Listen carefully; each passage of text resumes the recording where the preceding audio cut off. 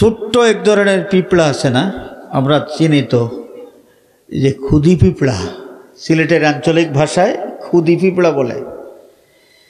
মোটামুটি 40, 45, 50, 60 বছর বয়স যাদের বা তার বেশি বয়স, এরা কিন্তু এই খুদি পিঁপড়া খালি চোখে সহজে দেখবেন না, সহজে দেখবেন না। ম্যাগনিফাইং গ্লাস লাগাইয়া তারপরে খুদি পিঁপড়া দেখতে হয়। এই পিঁপড়াটা যতই ছোট হোক, এর একটা অস্তিত্ব আছে, এর একটা কি আছে, অস্তিত্ব আছে। কিন্তু মানুষ আমরা এমন একটা সময় ছিল যখন এই খুদি পিঁপড়ার মতো আমরা ছিলাম না, আমরা কিছুই ছিলাম না, কোনো অস্তিত্ব আমাদের ছিল না।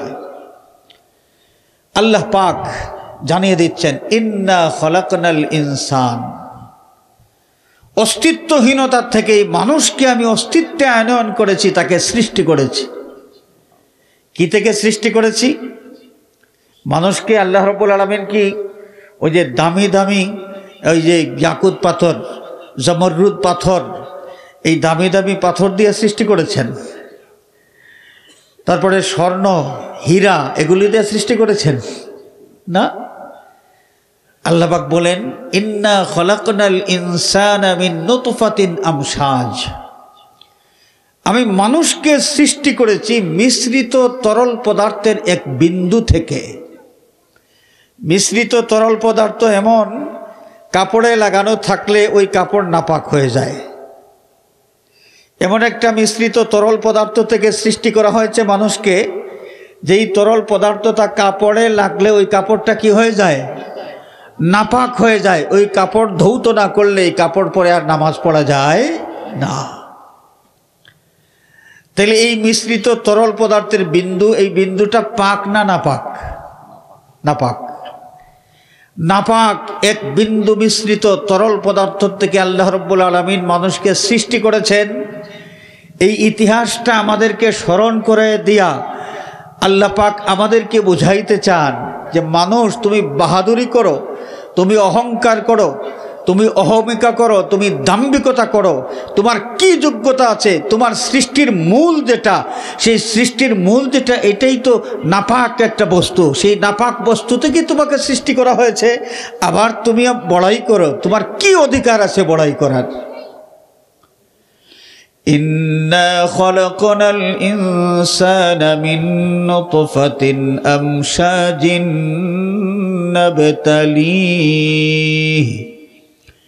নাবতালিহি ফাজআলনাহু সামিআম বাসীরা, আমি মানুষকে সৃষ্টি করেছি তাকে পরীক্ষা করার জন্যে। আমাদের এই দুনিয়ার জীবন, এই জীবনটা হলো পরীক্ষার জায়গা। আমরা পৃথিবীতে যারাই আছি, আমরা পরীক্ষার হলের মধ্যে আছি, পরীক্ষার হলের মধ্যে আছি। পরীক্ষা আমাদের শেষ হবে কোন দিন? শ্বাস নিঃশ্বাস সর্বশেষ যেদিন আমরা ত্যাগ করব, আমাদের পরীক্ষা দেওয়া তখনই শেষ। এরপরে আমাদের পরীক্ষার ফল প্রকাশ হবে। আমরা আমাদের এই পরীক্ষার ফলটা ভোগ করার সময় আসবে।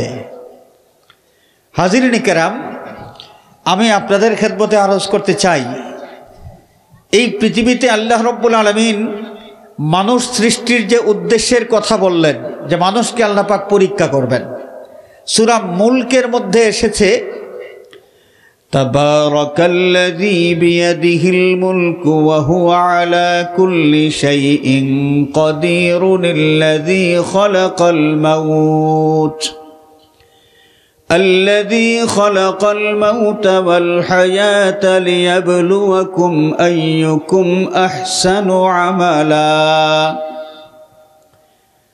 الذي خلق الموت والحياة, বরকতময় মহান সত্তা আল্লাহ, যিনি মৃত্যু এবং জীবন সৃষ্টি করেছেন। মৃত্যু এবং জীবন সৃষ্টি করেছেন কেন?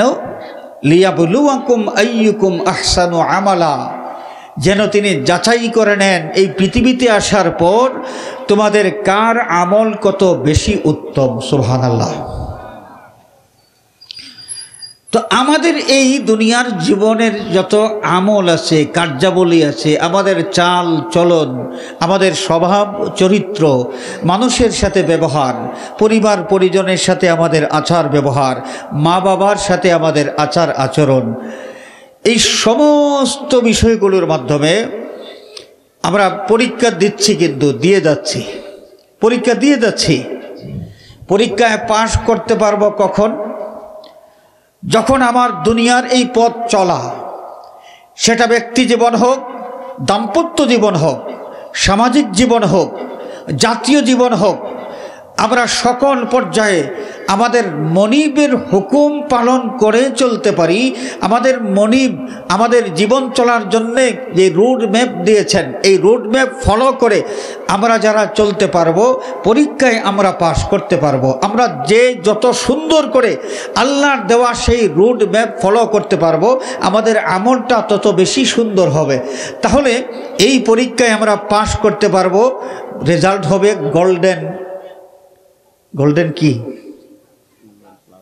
Golden plus. আর যদি এখানে একটু উল্টাপাল্টা হয়ে যায়, আল্লাহর দেওয়া রোড ম্যাপ আমরা যদি ওভারটেক করি, তাহলে যেই মানুষকে আল্লাহ রাব্বুল আলামিন সৃষ্টিকুলের মধ্যে সবচাইতে বেশি মর্যাদাবান বলে সার্টিফিকেট দিয়েছেন, সেই মানুষের কথাই আল্লাহ রাব্বুল আলামিন অন্য জায়গায় উল্লেখ করেছেন। এই মানুষটা যখন পচে যায়, পচে যায় মানে কি? মানুষ যখন তার মানবতার গুণ ধরে রাখতে পারে না, তার মনিবের দেওয়া রোডম্যাপ ফলো না করে ওভারটেক করে চলে, এই মানুষটা হয়ে যায় কাল আনআম বালহুম আদল, চতুষ্পদ জন্তুর মতো, বরং এর চাইতে আরও বেশি নিকৃষ্ট। কুকুর, ছাগল, শুয়োর, এই সমস্ত জীবজন্তু, এদের চাইতে ওই পচা মানুষটার মর্যাদা আরও নিচে চলে যায়, আরও নিকৃষ্ট পর্যায়ে চলে যায়।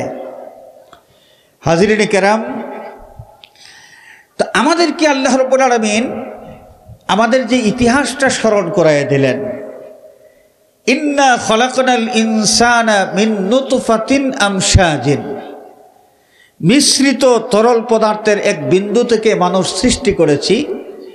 ইঙ্গিত করলেন সেই দিকে, যেই মানুষ, তোমার ইতিহাসের দিকে যদি তুমি তাকাও, তাহলে তোমার বিবেক তোমাকে বলে দিবে এই পৃথিবীতে দাম্ভিকতা করার কোনো যোগ্যতা তোমার নাই, কোনো অধিকার তোমার নাই। তাহলে এই পৃথিবীতে আমাদের পথ চলাটা কেমন হবে, এবং কিভাবে পথ চললে আমাদের মনিব আমাদের উপর খুশি হবেন, আমাদেরকে দয়া করবেন। আল্লাহ রাব্বুল আলামিন কালামে পাকে একদল মানুষের স্বভাব চরিত্রের বৈশিষ্ট্য উল্লেখ করেছেন, যেই মানুষগুলো আল্লাহ রাব্বুল আলামিনের পক্ষ থেকে বেশি দয়া লাভ করেন। কি পরিমাণ দয়া? কম না বেশি? বেশি। বেশি দয়া এটা কেমনে? এটা বুঝতে হলে আগে একটা বিষয় আপনাদের সামনে আমি তুলে ধরতে চাই। আল্লাহ পাকের সিফতি নাম, অনেকগুলো সিফতি নামের মধ্যে একটা হলো আর রহমান, আর একটা হলো আর রহিম। বিসমিল্লাহির রহমানির রহিম, আলহামদুলিল্লাহি রাব্বিল আলামিন, আর রহমানির রহিম। আর রহমান আর রহিম আল্লাহর সিফতি দুইটা নাম, এবং এই দুইটা নামের তর্জমা যদি আমরা করি, অনুবাদ যদি করি, অনুবাদ হবে দয়ালু, যিনি দয়া করেন। রহমান শব্দের অর্থ দয়ালু, রহিম শব্দের অর্থ দয়ালু। তো প্রশ্ন আসতে পারে, দুইটা শব্দেরই যদি একই অর্থ হয়, তাহলে একসাথে দুইটা শব্দ আল্লাহ রাব্বুল আলামিন কেন উল্লেখ করলেন? বিসমিল্লাহির রহমানির রহিম, এখানে কি আছে? রহমান রহিম, দুইটা শব্দই একসাথে আছে। সূরা ফাতিহার মধ্যে আর রহমানির রহিম, আল্লাহর সিফতি নাম রহমান রহিম দুইটাই কি একসাথে আছে। দুইটার একই অর্থ যদি হয়, তাহলে আল্লাহ রাব্বুল আলামিন একসাথে কেন উল্লেখ করলেন? কারণ একই অর্থের দুইটা শব্দ একই বাক্যের মধ্যে যদি উচ্চারণ করা হয়, ব্যবহার করা হয়, তাহলে ভাষা বিজ্ঞানের দৃষ্টিতে এটা হচ্ছে একটা দুর্বলতা, ভাষাগত দুর্বলতা। কোনো মানুষ যদি আপনাকে বলে যে আগামীকাল সকালের মর্নিং ফ্লাইটে আমি সিলেট থেকে ঢাকায় যাব, আগামীকাল সকালের মর্নিং ফ্লাইটে আমি সিলেট থেকে ঢাকা যাব, তাহলে মোটামুটি ভাষা জ্ঞান যাদের আছে মনে মনে হাসবেন যে লোকটা কত বোকা। সকালের ফ্লাইট মানেই তো মর্নিং ফ্লাইট। এই লোকটা বলতেছে সকালের মর্নিং ফ্লাইটে।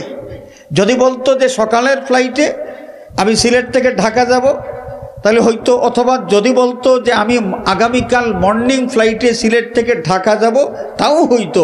সকাল এবং মর্নিং দুইটা শব্দ দিয়েই একই জিনিস বোঝানো হয়, তাহলে একই অর্থ প্রকাশক দুইটা শব্দ একই বাক্যের মধ্যে ব্যবহার করলে ভাষা বিজ্ঞানের দৃষ্টিতে এটা হচ্ছে একটা ত্রুটি। তো আল্লাহ রাব্বুল আলামিন যে তার আর রহমান আর রহিম এই সিফতির দুইটা নাম সূরা ফাতিহার মধ্যে একসাথে উল্লেখ করলেন। আল্লাহর ভাষা জ্ঞানের অভাব আছে নাকি? না, আল্লাহর ভাষা জ্ঞানের কোনো অভাব নাই। তাহলে কেন ব্যবহার করলেন? আরবি ভাষা বিজ্ঞানের একটা নীতি হলো একই শব্দমূলের দুইটা শব্দ গঠন করতে যেই শব্দের মধ্যে হরফের ব্যবহার বেশি হবে, যেই শব্দের মধ্যে হরফের ব্যবহার বেশি হবে, বেশি সংখ্যক হরফ ব্যবহার করা হবে, ওই শব্দের দ্বারা ওই অর্থের ব্যাপকতা বুঝাবে। আর রহমান আর রহিম এই দুইটা শব্দেরই শব্দমূল হলো রা হা মিম। রহিম শব্দ লেখার সময় হরফ কয়টা লাগে? রা হা ইয়া মিম। কয়টা হইল বলেন?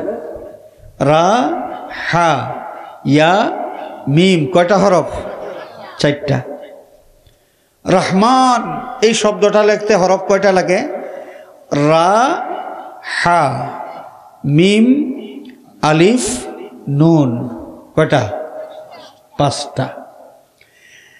তাহলে আর রহমান আর রহিম এই দুইটা শব্দেরই শব্দমূল সমান সমান, কিন্তু একটা শব্দের মধ্যে শব্দ গঠন করতে হরফের সংখ্যা হরফ 5টা ব্যবহার করা হয়েছে, আর আরেকটা শব্দ গঠন করতে হরফ 4টা ব্যবহার করা হয়েছে।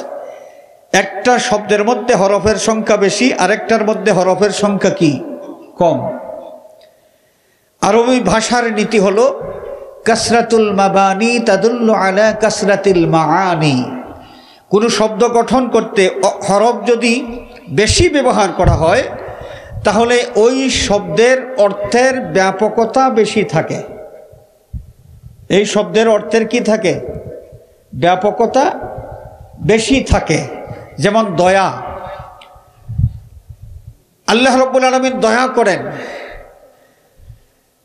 এই আর রহমানের মাধ্যমে আল্লাহর দয়ার যে বিষয়টা উল্লেখ করা হয়েছে এখানে দয়ার ব্যাপকতা বুঝায়, বেশি দয়া বুঝায়।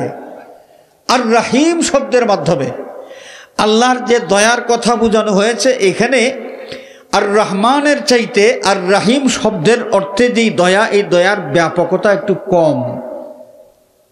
আমরা কি বুঝতে পেরেছি? মোটামুটি পরিষ্কার তো? এবারে শোনেন, আল্লাহ রাব্বুল আলামিন তার কিছু বান্দাদেরকে বেশি দয়া করেন। কম দয়া না বেশি দয়া? বেশি দয়া। আমরা কিভাবে বুঝলাম বেশি দয়া? এটা বুঝলাম কেমনে? আমি আপনাদের সামনে যে আয়াতে কারিমা তেলাওয়াত করেছি সূরা আল ফুরকান থেকে, ওয়াইবাদুর রহমান وعباد الرحمن الذين يمشون على الأرض هونا وإذا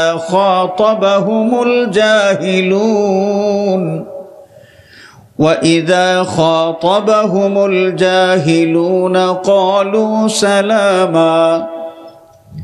ইবাদুর রহমান, ইবাদুর রহমান, রহমানের বান্দা যারা, আমরা কার বান্দা বলেন?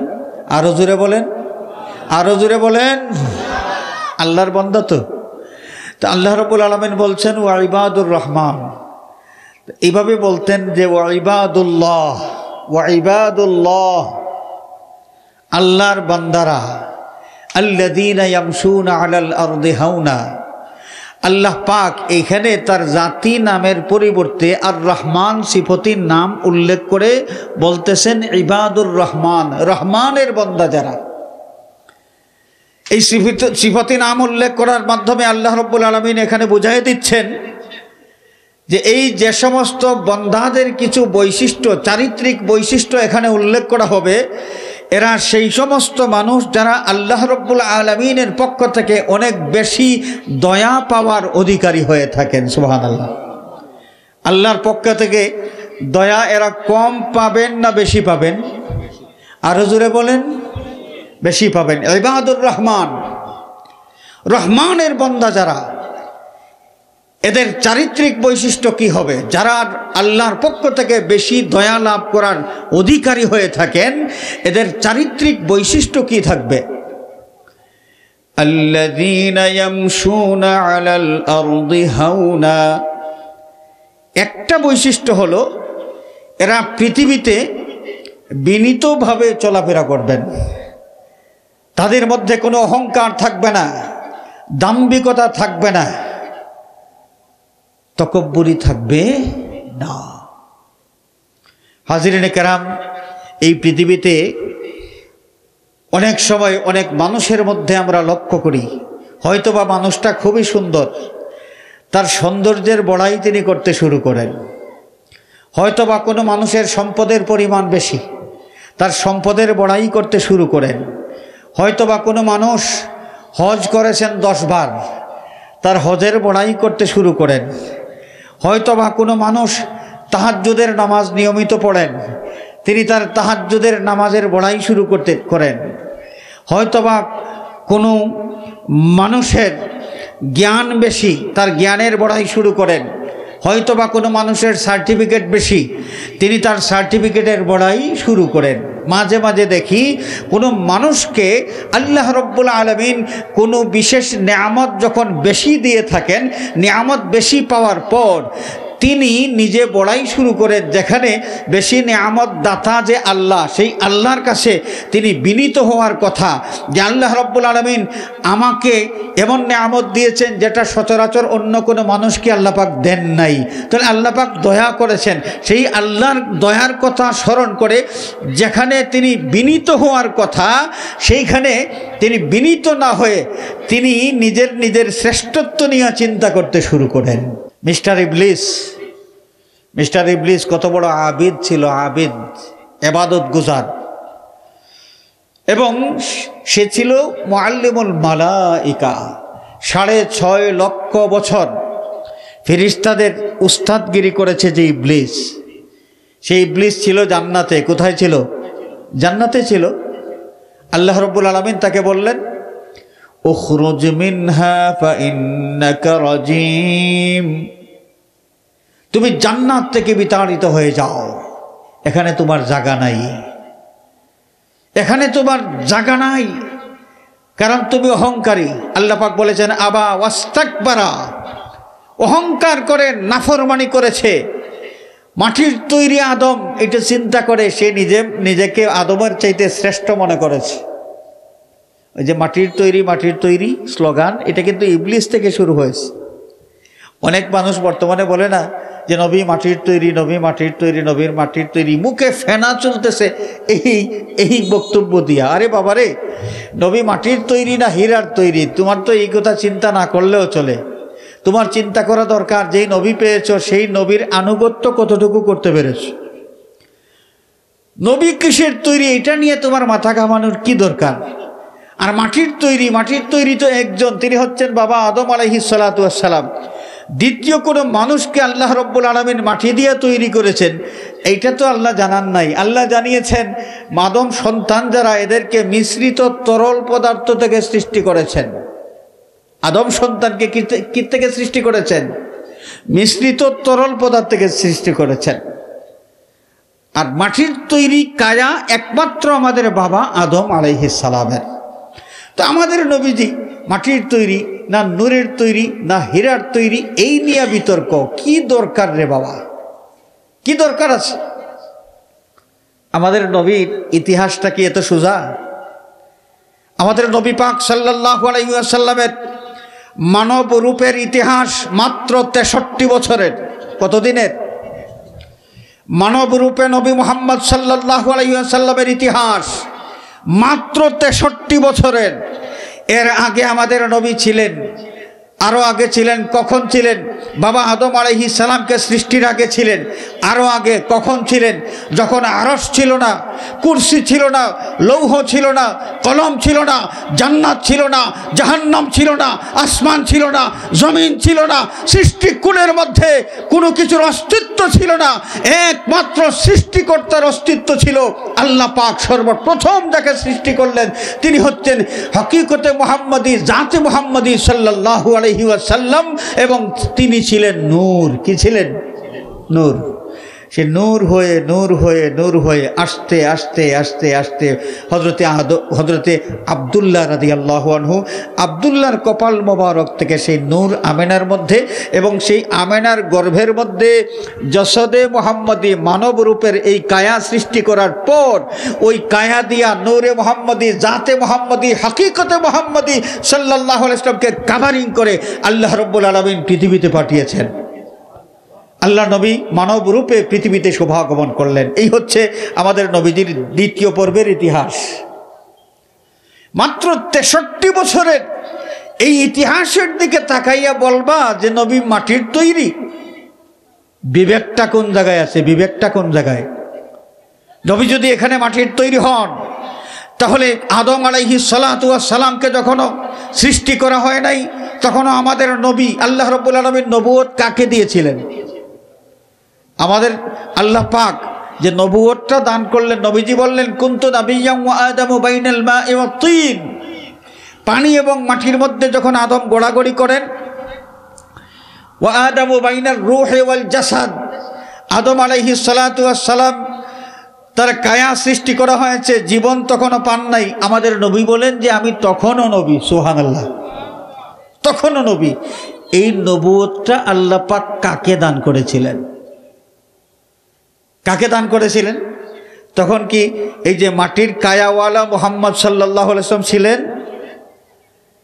মাটির কায়াওয়ালা মুহাম্মদ সাল্লাল্লাহু আলাইহি ওয়াসাল্লাম তিনি তো জন্মগ্রহণ করেছেন আমেনার গর্ভ থেকে, মক্কার কুরাইশ বংশে আমেনার ঘরে। কিন্তু যখন আল্লাহ পাক প্রথম নবুয়ত দান করলেন, তখন কি মাটির কায়ার মুহাম্মদ ছিলেন? মানব রূপে নবী মুহাম্মদ ছিলেন। তো কাকে দিলেন নবুয়ত? নূর মুহাম্মদ সাল্লাল্লাহু আলাইহি ওয়াসাল্লামকে আল্লাহ রাব্বুল আলামিন নবুয়ত দান করেছিলেন। সুতরাং এই যে আমাদের সমাজে খামাখা একটা জিনিস নিয়ে বিতর্ক, আমাদের জ্ঞানের স্বল্পতার কারণে এই বিষয় নিয়ে বিতর্ক করা হয়। কিছু মানুষ নবী মাটির তৈরি, মাটির তৈরি এগুলো বলতে বলতে এই স্লোগানটা ওই যে ইবলিস শুরু করেছিল, আদম মাটির তৈরি, আদম মাটির তৈরি, ওই স্লোগানটা চলতে চলতে এখনো কিছু মানুষের মধ্যে এটা আছে। ইবলিস তখন বলেছিল আনা খায়রুম মিনহু। আল্লাহ পাক বললেন যে তোমাকে আমি হুকুম দিলাম সকলকে আদমকে সেজদা করার জন্য, সবাই সেজদা করলো, তুমি কেন করো নাই? ইবলিস তখন বলেছিল আনা খায়রুম মিনহু, আদমের চাইতে আমি শ্রেষ্ঠ। কেমনে? যুক্তি দিল আল্লাহর সামনে। সে বলল খলাকতানি মিন নার, আমাকে আগুন থেকে সৃষ্টি করেছ, ও খলাকতাহু মিন তিন, এবং আদমকে সৃষ্টি করেছ মাটির থেকে। তো আগুনের মাটির চাইতে আগুনের পাওয়ার বেশি। সুতরাং এই মাটির তৈরি আদমের চাইতে আগুনের তৈরি আমার মর্যাদা বেশি। নিজেকে শ্রেষ্ঠ মনে করা, নিজেকে নিজে শ্রেষ্ঠ মনে করা, নিজেকে নিজে শ্রেষ্ঠ মনে করা, এটাই হচ্ছে সর্বনাশের মূল। ইবলিস তখন অহংকার করলো। আল্লাহ রাব্বুল আলামিন বললেন উখরুজ মিনহা ফা ইন্নাকা রাজিম, তুমি জান্নাত থেকে বের হয়ে যাও। ওয়া ইন্না আলাইকাল লা'নাতা ইলা ইয়াউমিদ্দিন, কিয়ামত পর্যন্ত তোমার প্রতি লানত বর্ষিত হতে থাকবে। নাউযুবিল্লাহ বলেন। আল্লাহর নবী সাল্লাল্লাহু আলাইহি ওয়াসাল্লাম ইরশাদ করেছেন লা ইয়াদখুলুল জান্নাতা মান কানা ফি কলবিহি মিসকালা হাববাতিন মিন কিবরিন কোনো ব্যক্তির অন্তরের মধ্যে বিন্দু পরিমাণ অহংকার যদি থাকে তাহলে ওই ব্যক্তি জান্নাতে প্রবেশ করতে পারবে না। অহংকার করবেন? মানুষের অহংকার করার কি যোগ্যতা আছে বলেন? কোনো মানুষ যদি ধনের অহংকার করতে চায় তাহলে ধনটা কে দিল তাকে? ধন সম্পদ কে দেন? আরো জোরে বলেন, আল্লাহ। আল্লাহ রাব্বুল আলামিন যদি ধন সম্পদ দান করে থাকেন তাহলে মানুষ নিজের কৃতিত্ব এখানে কোথায় দেখলো? সে দোকানদারি করে ব্যবসা করে মাসে 3 লক্ষ টাকা লাভ করে, তার মতোই আরেকজন দোকানদারি করে ব্যবসা করে মাসে 1 লক্ষ টাকাও ইনকাম করতে পারে না। তাহলে যেই লোকটা 3 লক্ষ টাকা মাসে ইনকাম করতে পারে তার সমান আরেকজন ব্যবসায়ী তার 3 ভাগের 1 ভাগও মাসে ইনকাম করতে পারে না, লাভ করতে পারে না। তো ওই লোকটাকে বেশি যে লাভ করলো ওই সম্পদটাকে কে দিয়েছেন? আল্লাহ। সম্পদশালী হওয়ার পরে মানুষ কিন্তু আল্লাহকে ভুলে যায়। নিয়ামত পাওয়ার পর মানুষ যখন আল্লাহ রব্বুল আলামিনকে ভুলে যায় তখনই আল্লাহ রব্বুল আলামিন মানুষকে স্মরণ করায় দেন, ওরে তুমি এত নমক হারাম, আমি দয়া করলাম, তোমাকে এই নিয়ামত দান করলাম, কোথায় তুমি আমার কাছে বিনয়ী হবে, আমার কাছে তুমি শুকরিয়া আদায় করবে না, তুমি নিজেকে নিয়ে নিজে বড়াই করতেছো। মাঝে মাঝে আল্লাহ রাব্বুল আলামিন একটা ধাক্কা দেন, এক ধাক্কায় মিলিয়নার লোকটা সর্বস্ব হয়ে যায়। মাঝে মাঝে হয় না? মিলিয়নার লোক একদম সর্বস্বহারা হয়ে যায়, একদম আর কিছুই নেই, সর্বহারা হয়ে যায়, সব কিছু তার শেষ। মাঝে মাঝে এই ধরনের ধাক্কা আসে। রূপের অহংকার করবেন? মাঝে মাঝে মানুষের স্কিনের মধ্যে নানান ধরনের অসুখ বিসুখ হয়, চেহারার মানচিত্রটা একদম পাল্টে যায়। এমন অনেক মানুষ আছেন যে মানুষটাকে আপনি দেখেছেন যে 10 বছর আগে সুন্দর একজন মানুষ, 10 বছর পর যখন দেখা হলো ওই লোকটাকে দেখে আপনি চিনতে পারতেছেন না, কারণ তার চেহারার মধ্যে কালো দাগে ভরে গিয়েছে। অথচ 10 বছর আগে এই মানুষটার চেহারার মধ্যে গ্লেজ ছিল, ফর্সা চেহারা ছিল। মানুষের চেহারা, সুন্দর চেহারা কে দান করেন? আল্লাহ। তো আল্লাহর দেওয়া জিনিস নিয়ে মানুষ কেন অহংকার করবে? কোন যোগ্যতায় করবে? এই জন্য আল্লাহ রাব্বুল আলামিন বলেছেন, আল কিবরিয়া উরিদাই, আমার বান্দাবান্দি তোমরা শোনো, অহংকার আমি আল্লাহর চাদর, আমার চাদর নিয়ে তোমরা টানাটানি করবে না। মানুষ যেন অহংকারী না হয়। আল্লাহ পাক স্মরণ করায় দেন যে অহংকার করা একমাত্র আমার জন্যই মানায়, তোমরা অহংকার করার অধিকার রাখো না। তো আল্লাহর রহমত বেশি পাইতে হলে এই পৃথিবীতে অহংকারী হইলে চলবে না। কিভাবে হওয়া লাগবে? ওয়াইবাদুর রহমানিল্লাযীনা ইয়ামশুনা আলাল আরদি হাওনা, রহমান মহান আল্লাহ বান্দা যারা, তাদের চারিত্রিক একটা বৈশিষ্ট্য হলো পৃথিবীতে এরা বিনয়ী হয়ে চলে। পৃথিবীতে এরা কি হয়ে চলে? বিনয়ী হয়ে চলে। যেই সমস্ত মানুষ বিনয়ী হয়ে চলে আল্লাহ রাব্বুল আলামিন তাদের মান মর্যাদা দুনিয়া আখিরাতে বৃদ্ধি করে দেন। সুবহানাল্লাহ। হাজিরিন, অনেক মানুষ যাদের ব্যাপারে আমাদের অনেক বেশি উচ্চ ধারণা।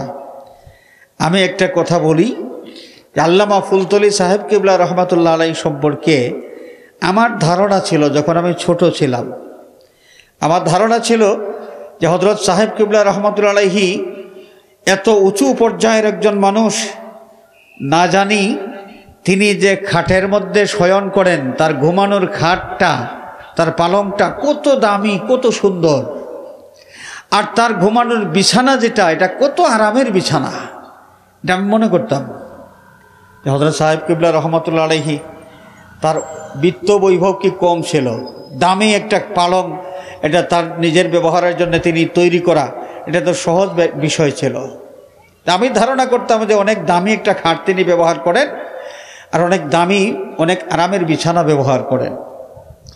যখন একটু বড় হইলাম, হযরত সাহেব কিবলা রহমাতুল্লাহ আলাইহির যে আরাম করেন যে রুমে, ওই রুমে যাওয়ার সুযোগ আমার হইল।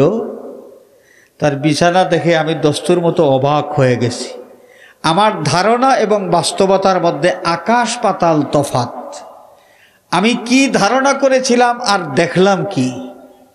হযরত সাহেব কিবলা রহমাতুল্লাহ আলাইহি সাদামাটা 6টা পায়ার একটা চৌকি, 6টা পায়ার একটা চৌকি, চৌকির মধ্যে 6টা পায়ের উপর একটা ফ্রেম আর কয়েকটা কাঠ এভাবে বিছানো, সাদামাটা এই ধরনের একটা চৌকি ব্যবহার করতেন। কোনো নকশা বক্সা কিছুই নেই, কোনো নকশা ছাড়া সাদামাটা কয়েকটা কাঠ দিয়ে একটা চৌকি বানানো হয়েছে, এর উপর তার বিছানা। ওখানে কোনো রেলিং নাই, সাজগুজ কিছুই নেই। চৌকি তো আমরা বুঝি, কোনো রেলিং বেলিং কিছু থাকে না। বিছানার অবস্থা কেমন? বিছানা যেটা ব্যবহার করতেন এতটুকু মাত্র একটা তোষক, এই সামান্য আঙ্গুল দিয়া টিপ দিলে ওই তোষকের উপর আঙ্গুল দাবে না, আঙ্গুল নিচের দিকে যায় না, এমন শক্ত একটা তোষক ব্যবহার করতেন। অবাক হয়ে গেছি, এত সাদামাটা তার জীবনযাপন। হাজরিনে কেরাম, সাহেব কিবলাকে যারা দেখেছেন, অনেক মুরব্বী আছেন হয়তোবা আমার জন্মের আগের থেকেও সাহেব কিবলাকে আপনারা দেখেছেন। জীবনে কোনোদিন তার চলাফেরার মধ্যে কোনো একটা হামসে বড়া কোন হয় এমন কোনো ভাব জীবনে দেখা যায় না। আপনারা দাওয়াত করেছেন, বিভিন্ন জায়গায় মানুষ দাওয়াত করেছেন ওয়াজ মাহফিলে, কোনোদিন তিনি জিজ্ঞেসও করেন নাই যে এই মাহফিলের প্রধান অতিথি কে, আমার নামটিকে প্রধান অতিথির কলামে আছে, আমার নামটা কি মোটা হরফে লেখা আছে। কোনো দিন এইটা দেখেনও নাই, প্রশ্নও করেন নাই, জানতেও চান নাই। সাদামাটা জীবন, সাদামাটা জীবন। এই যে আল্লাহ রাব্বুল আলামিনের এত দয়া তিনি লাভ করেছেন, আল্লাহ পাক মানুষের কাছে তাকে সম্মানী বানিয়েছেন, এবং আমাদের বিশ্বাস পরকালেও জান্নাতুল ফিরদাউসের বাসিন্দা তিনি হবেন। এই দয়া লাভ করার পিছনে যত কারণ, এর মধ্যে একটা বড় কারণ হলো তার জীবনের বিনয়। জীবনে তিনি বিনয়ী ছিলেন।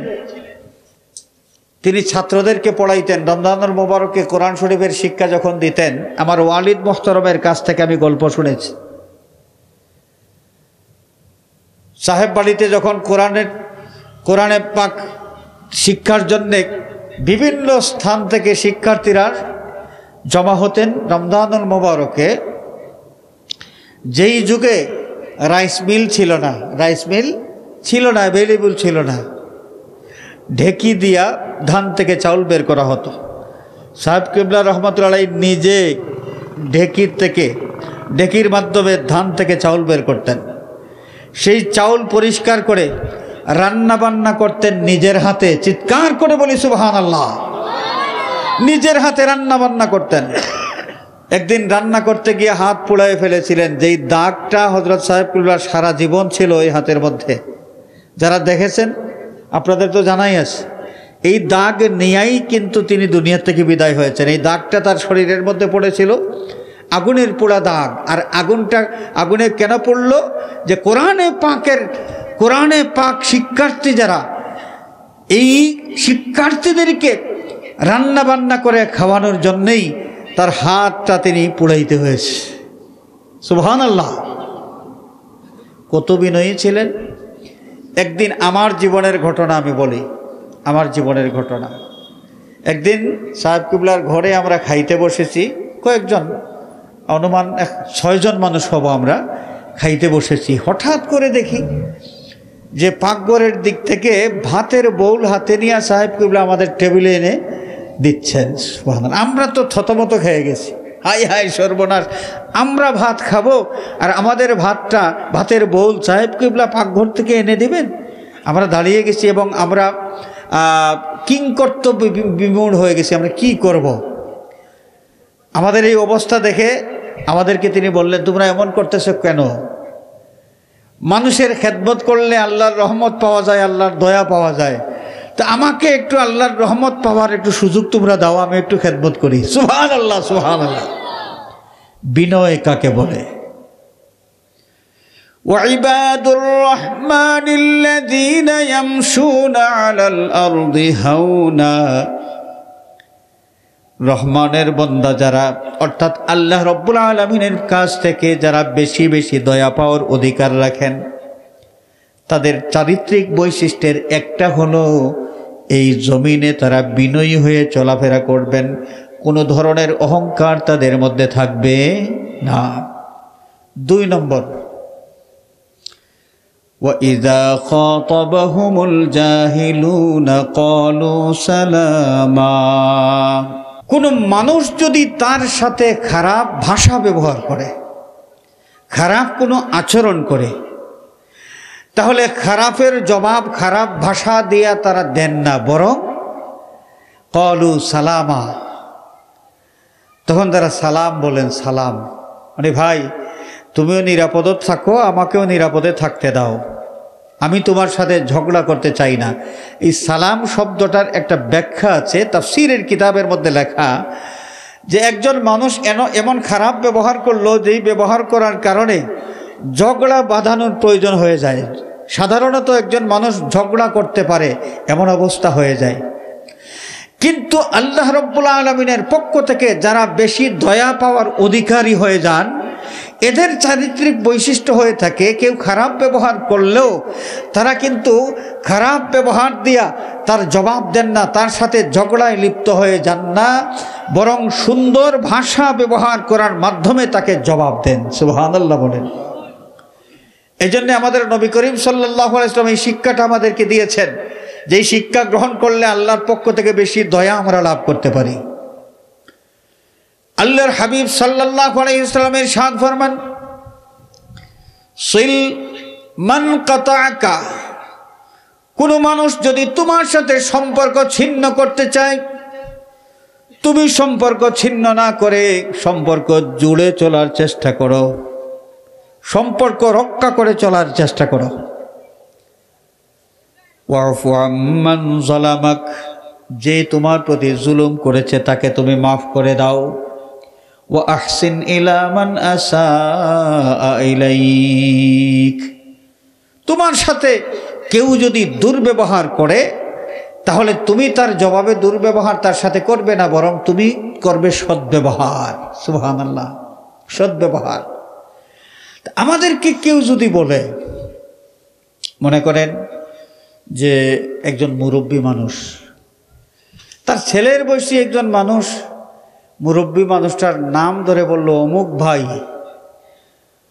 অমুক ভাই এদিকে আসেন।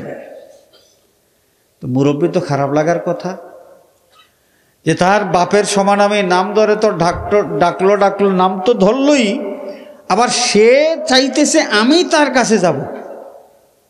তার উচিত ছিল সে আমার কাছে আসবে, কিন্তু না, সে আমার নাম ধরে বলতেছে আমি যেন তার কাছে যাই। খারাপ লাগার কথা না? মনে রাখতে হবে, ওই সময় খারাপ লাগলে চলবে না। ওই সময় তাকে কটুবাক্য বলবেন না, যে বেটা তোমার বাপের সমান আমি, আমার নাম ধরে তুমি ডাকতেছো আর তুমি চাইতেছো আমি তোমার কাছে যাব, বেটা বেয়াদব। না, আপনি এটা বলবেন না। আপনি মনে করবেন কি লোকটা জাহিল, লোকটা কি জাহিল, সে মূর্খ, তার সঠিক জ্ঞান নাই, শালীনতা জ্ঞান তার মধ্যে নাই, ভদ্রতার জ্ঞান তার মধ্যে নাই, সভ্যতার জ্ঞান তার মধ্যে নাই। সুতরাং আপনি এই অসভ্য লোকটার জবাব দিতে গিয়া নিজে কঠোর হওয়া চলবে না। তখন কি করতে হবে? ক্বালু সালামা, তখন আপনি শান্তির সাথে সুন্দরভাবে মাধুর্যের সাথে তার জবাব দিতে হবে। যদি এটা হয়, চারিত্রিক বৈশিষ্ট্য যদি এমন হয়, তাহলে দেখেন সমাজের বাস্তবতা, অনেক ঝগড়াঝাটি কিন্তু বন্ধ হয়ে যাবে, অনেক মারামারি বন্ধ হয়ে যাবে। এবং যিনি এই কাজটা করতে পারবেন, যার চরিত্রের মধ্যে এই গুণটা অর্জন করতে পারবেন, যে খারাপ ব্যবহারের পরিবর্তে ভালো ব্যবহার দিয়ে জবাব দেওয়া, এই চরিত্র যিনি ধারণ করতে পারবেন, আল্লাহ রাব্বুল আলামিনের পক্ষ থেকে তিনি দয়া লাভ করবেন। কম না বেশি? আরো জোরে বলেন, বেশি। ইবাদুর রহমান, রহমানের বন্দাদের তালিকায় তিনি প্রবেশ করবেন। সুবহানাল্লাহ। والذين يبيتون لربهم سجدا وقياما। মানুষের সাথে আচরণ, এই ক্ষেত্রে তার চরিত্র কেমন? আল্লাহ রাব্বুল আলামিন এখানে দুইটা গুণ উল্লেখ করলেন, দুইটা বৈশিষ্ট্য উল্লেখ করলেন। এবারে আল্লাহর সাথে তার সম্পর্কের কথা আল্লাহ পাক বলছেন, والذين يبيتون لربهم سجدا وقياما। গভীর নিশীথে মানুষ যখন গভীর ঘুমের মধ্যে আচ্ছন্ন থাকে, এই সময় আল্লাহর কিছু বান্দা আরামের ঘুম থেকে উঠে পবিত্রতা অর্জন করে তার মালিক, তার মনিবের কুদরতের কদমে সেজদা করতে শুরু করে, সে নামাজ আদায় করতে শুরু করে। গভীর নিশীথে জাগ্রত হয়ে যারা আল্লাহ রাব্বুল আলামিনের উদ্দেশ্যে সেজদার হাদিয়া পেশ করে নামাজ আদায় করে, যেটাকে আমরা তাহাজ্জুদের নামাজ বলি, তাহাজ্জুদের নামাজের অভ্যাস যাদের মধ্যে আছে, ইবাদুর রহমানের তালিকার মধ্যে তিনি শামিল হয়ে গেলেন। আল্লাহর সাথে তার এই সম্পর্ক, একাগ্রচিত্তে মনিবের সাথে কথাবার্তা বলেন গভীর নিশীথে, যখন কোনো ব্যস্ততা নাই, কোনো মানুষের কোনো ধরনের কোনো ডিস্টার্ব করার কোনো আশঙ্কা নাই, একাগ্রচিত্তে সেই মনিবের কাছে মনের কথাগুলো তিনি বলতে থাকেন। হাজিরিনে কেরাম, এই একাগ্রচিত্তে আল্লাহকে স্মরণ করে যেই মানুষ কান্নাকাটি করতে পারেন, চোখের পানি ছাড়তে পারেন, তাদের মর্যাদা কত বেড়ে যায়। আল্লাহর নবী সাল্লাল্লাহু আলাইহি ওয়াসাল্লাম একটা হাদিস শরীফের মাধ্যমে জানিয়ে দিয়েছেন, 7 শ্রেণীর মানুষ কিয়ামতের দিন আরশের ছায়ার নিচে জায়গা পাবে, যেই দিন আরশের ছায়া ছাড়া অন্য কোনো ছায়া থাকবে না। 7 শ্রেণীর মানুষের মধ্যে একদল মানুষ, ওয়াযাকারাল্লাহ খালিয়ান ফাফাদাত আইনাহু, নীরবে নিবৃত্তে একা একা বসে আল্লাহ রাব্বুল আলামিনকে স্মরণ করেন, আল্লাহর কাছে কান্নাকাটি করেন, চোখের পানি ছাড়েন। আল্লাহর নবী সাল্লাল্লাহু আলাইহি ওয়াসাল্লামের ইরশাদ ফরমান, এই মানুষগুলো কিয়ামতের দিন আল্লাহর আরশের নিচে ছায়ার নিচে জায়গা পেয়ে যাবে। সুবহানাল্লাহ। والذين يبيتون لربهم سجدا وقياما। এখন এই মানুষগুলোর তো আমল নেক আমল, কারণ মানুষের সাথে তার সুলুক ভালো, মানুষের সাথে তার আচার ব্যবহার সব ভালো, আল্লাহর সাথেও তার সম্পর্ক খুব নিবিড়। ফরজ ওয়াজিব এগুলো তো আদায় করে, আবার তাহাজ্জুদের নামাজও পড়ে, গভীর নিশীথে আল্লাহ রাব্বুল আলামিনের দরবারে কান্নাকাটি করে। আমল তো যথেষ্ট। এই আমল নিয়ে কিন্তু সে নিশ্চিন্ত হয়ে থাকে না, তার মনের মধ্যে একটা ভয় থাকে যে হয়তোবা আমি কোনো কারণে অপরাধী হয়ে আমার মনিবের দরবারে আসামির কাঠগড়ায় দাঁড়াইতে পারি, তখন তো আমি জাহান্নামের আগুনে জ্বলতে হবে। তখন এই লোকটা আল্লাহর কাছে জাহান্নামের আগুন থেকেও পানাহ চাইতে থাকে। সুবহানাল্লাহ বলেন। والذين يقولون ربنا اصرف عنا عذاب جهنم إن عذابها كان غراما। রহমানের বান্দা যারা, আল্লাহ রাব্বুল আলামিনের পক্ষ থেকে বেশি দয়া পাওয়ার অধিকারী যারা হয়ে যায়, সেই সমস্ত মানুষ যাদের চারিত্রিক বৈশিষ্ট্যের একটা হলো যারা আল্লাহ রাব্বুল আলামিনের কাছে জাহান্নামের শাস্তি থেকে পানাহ চায়, জাহান্নামের আগুন থেকে পানাহ চায় এবং বলে, আল্লাহ জাহান্নামের বর্ণনা শুনেছি, কত কঠিন অবস্থা, কত কষ্টের জায়গা, সেটা বর্ণনা শুনে ভয় লাগতেছে। মওলা আল্লাহ তোমার কাছে ওই জাহান্নাম থেকে পানাহ চাই। কোনো মানুষের মধ্যে আল্লাহর শাস্তির ভয় যখন ঢুকে যায়, আল্লাহ রাব্বুল আলামিনের বড় দয়া লাগে, মায়া লাগে। সুবহানাল্লাহ।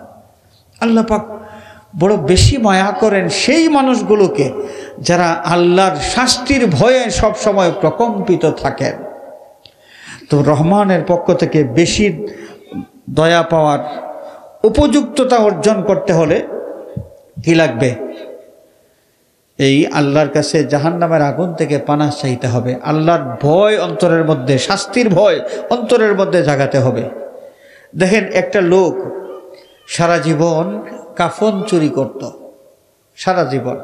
বুখারী শরীফের হাদিস, আরও বিভিন্ন হাদিস গ্রন্থের মধ্যে আছে। কাফন চুরি করে করে সারাটা জীবন সে উপার্জন করেছে। কাফনের টাকা এগুলো পরিষ্কার করে বিক্রি করত, এবং এই কাপড় বিক্রির টাকা তার সে জমা করতে করতে অনেক বড় ধনী হয়ে গিয়েছিল। অনেক সম্পদ সে কামাই করেছে। একবার এই লোকটা যখন অসুস্থ হয়ে পড়ল এবং তার বিশ্বাস হয়ে গেল সে আর বাঁচবে না, তখন তার চিন্তা আসলো যে আমি যদি মারা যাই আর আমাকে দফন করা হয়, সাথে সাথে আমার কবরের মধ্যে আল্লাহর শাস্তি চলে আসবে। কেন? যে সারা জীবন আমি আমার মনিবের নাফরমানি করেছি, সারা জীবন চুরি করেছি, আমি আল্লাহর নাফরমানি করেছি, সুতরাং মারা যাওয়ার সাথে সাথে আল্লাহর শাস্তি আমাকে পেয়ে বসবে। আল্লাহর শাস্তির ভয় লোকটার অন্তরের মধ্যে জাগলো যখন তার ছেলেদেরকে ডাকলেন। সন্তানেরা বাবার কাছে হাজির। বাবা প্রশ্ন করলেন, আচ্ছা আমার ছেলেরা, তোমাদের কাছে আমি জানতে চাই, আমি তোমাদের বাবা, বাবা হিসাবে আমি কেমন, বাবা হিসাবে আমি কেমন বাবা তোমাদের কাছে? সন্তানেরা জবাব দিল, বাবা জন্মের পরের থেকে অভাব কোন জিনিস আমরা কোনোদিন বোঝার কোনো সুযোগ হয় নাই। আমাদেরকে তুমি কত সুন্দরভাবে লালন পালন করেছ এবং সারা জীবন অক্লান্ত পরিশ্রম করে আমাদের জন্য সম্পদের পাহাড় তুমি সঞ্চয় করে রেখেছ। এই সমাজের মধ্যে তোমার মতো বাবা আর কেউ হইতে পারে না। আমরা যেমন ভালো বাবা পেয়েছি, এই সমাজের আর কোনো সন্তান এত ভালো বাবা পায় নাই। আল্লাহর বান্দা চোখের পানি ছেড়ে দিল। চোখের পানি ছেড়ে দিয়ে সে বলতে শুরু করলো, আমার ছেলেরা, তোমাদেরকে আমি বলি, বাবা হিসাবে যদিও তোমাদের কাছে আমি ভালো, কিন্তু তোমরা শুনে রাখো, আমার মনিবের কাছে আমি সবচাইতে নিকৃষ্ট। আমার মতো পাপী এই সমাজে আরেকজন নাই। সারাটা জীবন আমার মনিবের নাফরমানি করার কারণে মনিবকে নারাজ করে দিয়েছি।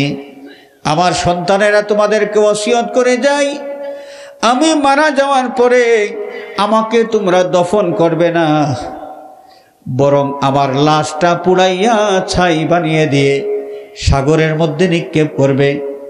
এই হাদিস অন্য আরেকটা সনদে বর্ণিত হয়েছে।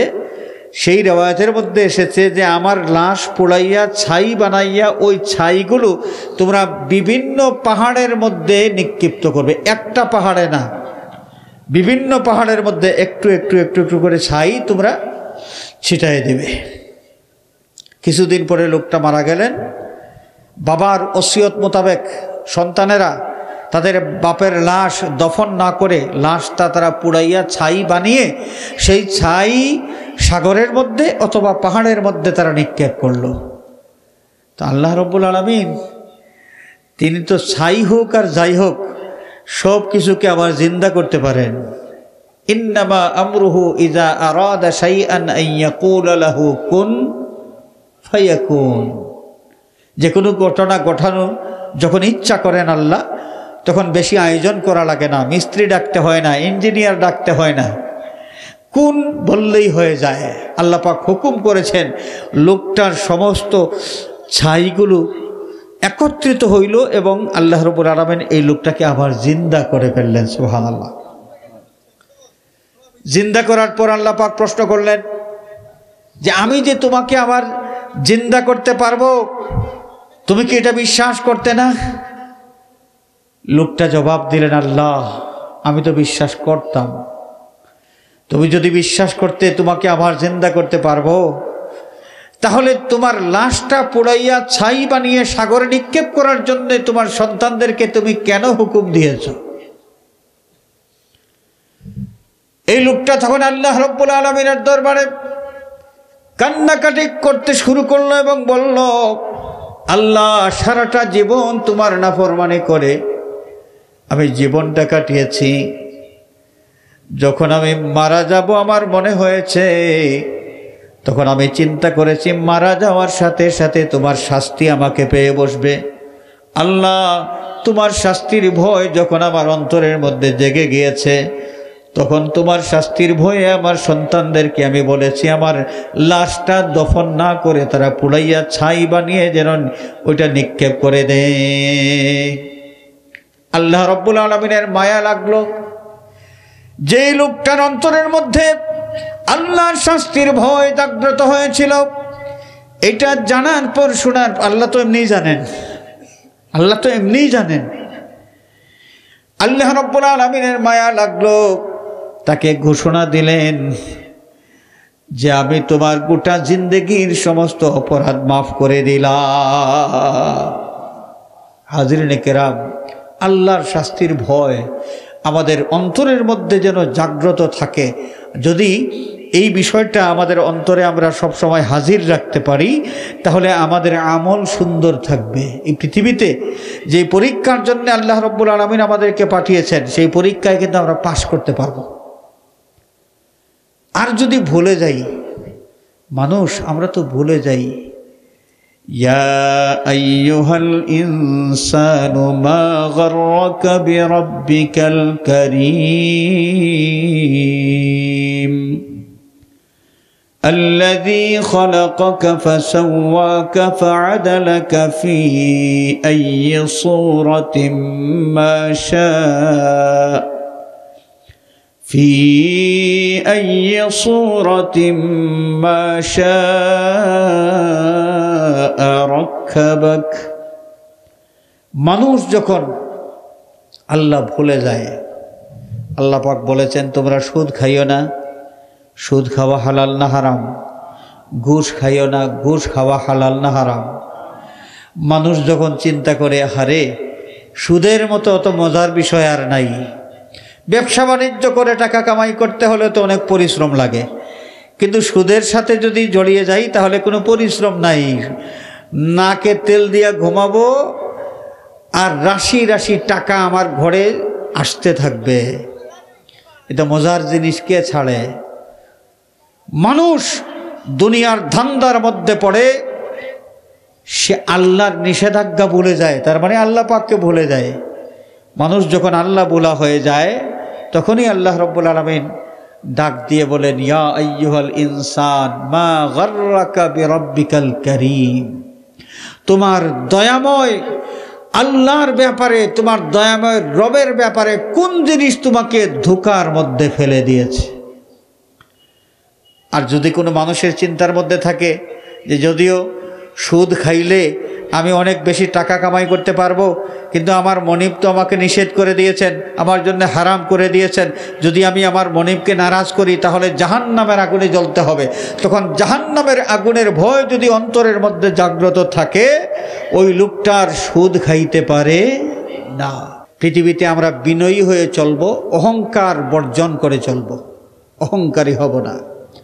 2, আমরা চেষ্টা করব, আমরা 2 হলো যে মানুষের সাথে আমরা ভালো আচরণ করব। এমনকি কোনো মানুষ যদি আমার সাথে খারাপ আচরণ করেও, খারাপ ভাষাও ব্যবহার করে, তার সাথে আমি খারাপ ভাষা ব্যবহার করব না, খারাপ আচরণ করব না, বরং সুন্দর আচরণের মাধ্যমে তার জবাব দিব। 3, গভীর নিশীতে মনিবকে স্মরণ করে মনিবের কুদরতের কদমে আমরা সেজদা করব।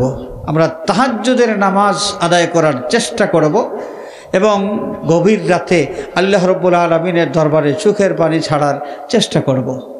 এরপরের যে গুণ সেটা হলো আল্লাহর জাহান্নামের ভয়, জাহান্নামের শাস্তির ভয় অন্তরের মধ্যে জাগ্রত করে জাহান্নামের আগুন থেকে, শাস্তি থেকে বেশি বেশি করে আল্লাহর দরবারে পানাহ চাইতে হবে।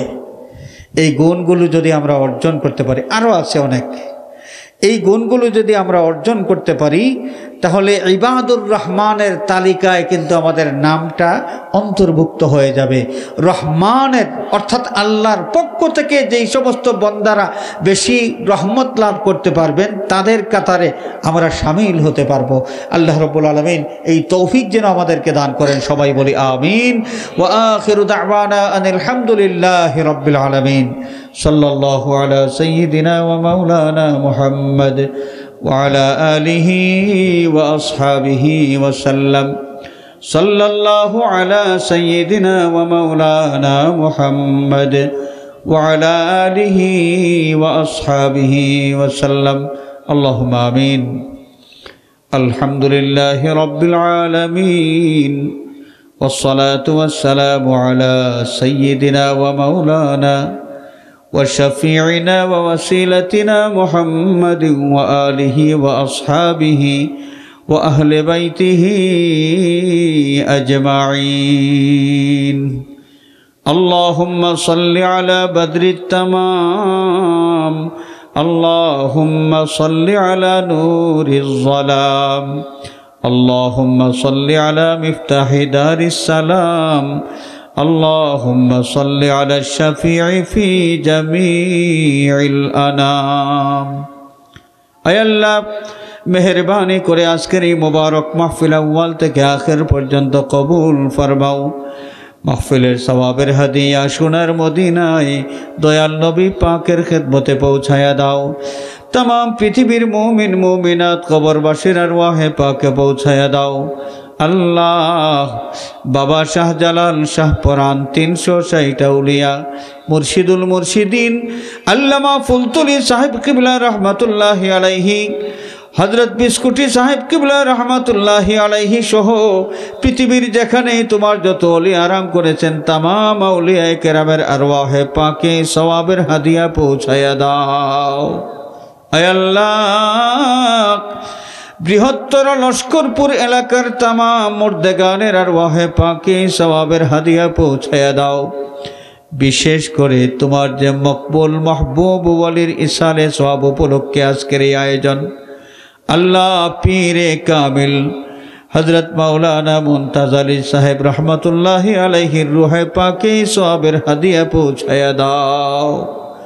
দরজাত বুলন্দ ফরমাও, রূহি ফয়েজ দিয়ে আমাদেরকে ফয়েজিয়াব করে দাও। আল্লাহ তোমার ওয়ালির ওয়াসিলায় এলাকার মধ্যে খয়র আর বরকত তুমি জারি করে দাও। আল্লাহ তোমার ওয়ালির ওয়াসিলায় আসমানি জমিনি আফাত মাসাইব থেকে এই এলাকাকে তুমি হেফাজত ফরমাও। আয় আল্লাহ এই নেক মাহফিলের ওয়াসিলায় আমাদের तमाम জিন্দেগীর গুনাহ খাতা মাফ ফরমাও। অপরাধ করেছি মাওলা, তোমার নাফরমানি করেছি, তোমার দরবারের আসামি হয়ে গেছি। নিজের দোষ স্বীকার করে জীবনের গুনার পাহাড় নিয়ে তওবার হাত বাড়াইলাম। আল্লাহ তোমার হাবিবের ওয়াসিলায় আমাদের तमाम জিন্দেগীর গুনাহ খাতা মাফ ফরমাও। বাকি জিন্দগি তোমার গোলামির হক আদায় করার তৌফিক দাও। আল্লাহ আমাদের জিন্দা মুর্দা মাই বাবার প্রতি রহম ফরমাও। তোমার হাবিবের জিন্দা মুর্দা तमाम উম্মতকে মাফ ফরমাও। বৃহত্তর লস্করপুর এলাকার तमाम মুর্দে গানের কবরগুলোকে বেহেশতের বাগান বানিয়ে দাও। আল্লাহ तमाम কবরস্থানের উপর রহমতের ঝড়ি জারি করে দাও। আল্লাহ সন্তান সন্ততি দিয়া খুশি করেছ, আমাদের সন্তানদের নেক হায়াত দরাজ করে দাও। বিদেশের জমিনে আমাদের ভাই বন্ধু আপনজন আওলাদ যারা প্রবাসী অবস্থায় আছেন মাওলা তোমার রহমতের ছায়ার নিচে রেখে হালাল রুজির তৌফিক দাও। রুজির মধ্যে খয়র আর বরকত এনায়েত ফরমাও। বিদেশ যাওয়ার চেষ্টায় যারা আছেন আল্লাহ কামিয়াবি এনায়েত ফরমাও। অন্তর্যামী মাবুদ কার অন্তরে কোন ফরিয়াদ সব তোমার জানা আছে। আয় আল্লাহ তোমার হাবিবের ওয়াসিলায় আমাদের প্রত্যেকের ফরিয়াদগুলো কবুল ফরমাও। ঋণগ্রস্ত মানুষ যারা, ঋণ পরিশোধ করার তৌফিক দাও আল্লাহ। আমাদের তামাম মুশকিলাত আসান করে দাও। দিন দুনিয়ার তামাম মুআমালাত তোমার হাওয়ালা করলাম মাওলা। আমাদের তামাম জরুরিয়াত তোমার কুদরতি ভান্ডার থেকে পুরা করে দাও। ও ফাওয়িদু আমরি ইলাল্লাহ ইন্নাল্লাহা বাসীরুম বিল ইবাদ। بفضل سبحان ربك رب العزة عما يصفون وسلام على المرسلين والحمد لله رب العالمين. اللهم يسر لنا زيارة حرمك وحرم حبيبك. الله ইহরামের কাপড় না পরাইয়া কাফনের কাপড় আমাদের পরাইও না। তোমার বাড়ি আর তোমার হাবিবের বাড়ির মেহমান হিসাবে আমাদের সকলকে তুমি কবুল ফরমাও। সালামুন আলাল মুরসালিন ওয়ালহামদুলিল্লাহি রাব্বিল আলামিন। আমিন আমিন আমিন।